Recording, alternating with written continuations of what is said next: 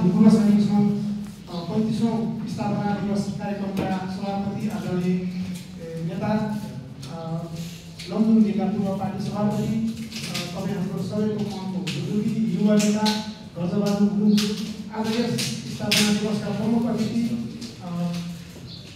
संविधान सभा सदस्य नेपाली काङ्ग्रेसका केन्द्रीय सदस्य तथा नेपाल भूतपूर्व सैनिक सङ्घ विभाग प्रमुख आदरणीय श्री महेन्द्र कुमार लिम्बुज्यू, त्यसै गरी यस विभागका सचिव सुनिताज्यू, नेपाल भूतपूर्व सैनिक सङ्घका पूर्व अध्यक्ष नारायण कोइरालाज्यू, त्यसै गरी मोदी आलेज्यू, नेपाल भूतपूर्व सैनिक सङ्घका पदाधिकारीज्यूहरू, नेपाल भूतपूर्व सैनिक सङ्घका केन्द्रीय सदस्यज्यूहरू, नेपाल भूतपूर्व सैनिक सङ्घ बागमती प्रदेशका अध्यक्ष लगायत प्रदेशका अध्यक्षज्यूहरू, त्यसै गरी नेपाल भूतपूर्व सैनिक सङ्घका जिल्ला अध्यक्षज्यूहरू लगायत आज यस स्थापना दिवसलाई सभ्य र भव्य बनाउन उपस्थित हुनुभएका तमाम सम्पूर्ण नेपाल भूतपूर्व सैनिक सङ्घ आस्थावान तमाम आदरणीय व्यक्तित्वहरूमा म नेपाल भूतपूर्व सैनिक सङ्घ काठमाडौँ जिल्ला कार्य समितिको तर्फबाट र मेरो व्यक्तिगत तर्फबाट स्वीकार गर्छु। जय नेपाल, जय भू। आज यस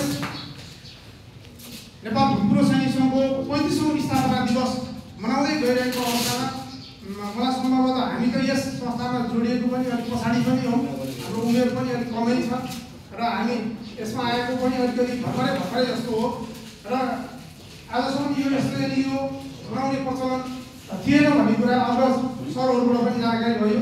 जुन यसरी स्थापना दिवस एउटा मनाउनु पर्छ भनेर चाहिँ जुन एउटा पहल कदमी स्वरूप आज यस स्थापना दिवस मनाउन गइरहेका छन्, त्यसको लागि म यस सङ्घका अध्यक्ष लगायत पदाधिकारीज्यूहरूलाई हृदयदेखि म हार्दिक आभार व्यक्त गर्दछु।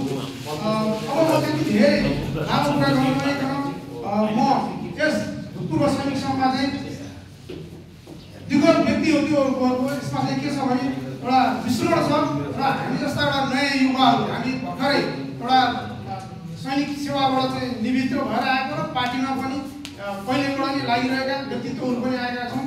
म एउटा नेतृत्वलाई एउटा के पनि भन्न चाहन्छु भने भूतपूर्व सैनिक सङ्घमा आएका मान्छेहरूलाई तपाईँहरूले एउटा अवसर पनि दिनुभएको छ। हामी त्यति धेरै लामो समय भएको छैन यस सङ्घमा आएको, जुन एउटा जिल्ला अध्यक्ष भएँ, त्यहाँपछि केन्द्रीय सदस्य पनि भएँ म, मेरो आफ्नै कुरा गर्दा र हामी पार्टीमा चाहिँ केही कुरा गर्नै भनेर आएका हौँ। अब हामी कोही जाने पनि होइन, पार्टीमै गर्ने सङ्घ सङ्गठनलाई नै बनाउने भनेर आएको हौँ।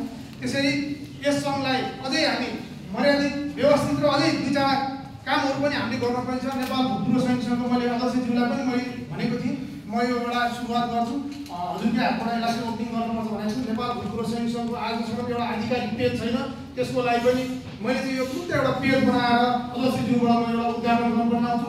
नेपाल भूतपूर्व सैनिक सङ्घको एउटा मेल आइडी पनि छैन, किनभने हाम्रो चाहिँ भारतीय सेनादेखिबाट ब्रिटिस सेनामा कार्यरत हाम्रो अग्रज व्यक्तित्वहरू हुनुहुन्छ, उहाँ एउटा मेलको सिस्टम राख्नु पर्यो हाम्रो। त्यसको लागि पनि मैले अध्यक्षज्यूलाई मैले जानकारी गराएको छु। यो काम गर्नुहोस्, तपाईँ अगाडि बढ्नुहोस् र सरसल्लाह गरेर लिएर आउनुहोस् भन्नुभएको छ।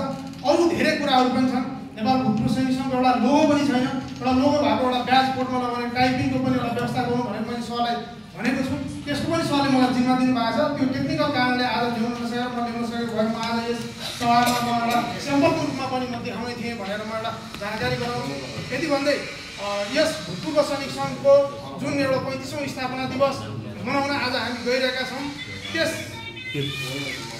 त्यसको लागि सम्पूर्ण 77 जिल्लामा पत्रचार गरिएको छ र त्यो पत्रचारको लागि पनि आज यस केन्द्रीय कार्य समिति तथा बागमती प्रदेशले जुन एउटा अर्गनाइज गरेर आज एउटा कार्यक्रम हामीले सञ्चालन गऱ्यौँ, त्यसको लागि हामी म हृदयदेखि नै आभार व्यक्त गर्दै आगामी दिनहरूमा पनि भूतपूर्व सैनिक सङ्घको इज्जत, मान शान र साख उच्च राख्नलाई म लगायत कर्मठ नेपाल भूतपूर्व सैनिक सङ्घमा आबद्ध भएका व्यक्तित्वहरूलाई तन मन र धनसहित यस संस्थालाई उच्चतम बिन्दुमा पुर्याउनु हुनेछ भन्ने आग्रह गर्दै म आज यस कार्यक्रमको सफलताको शुभकामना दिँदै बिदा हुन्छु। हस्त, धन्यवाद। जय नेपाल, जय भू।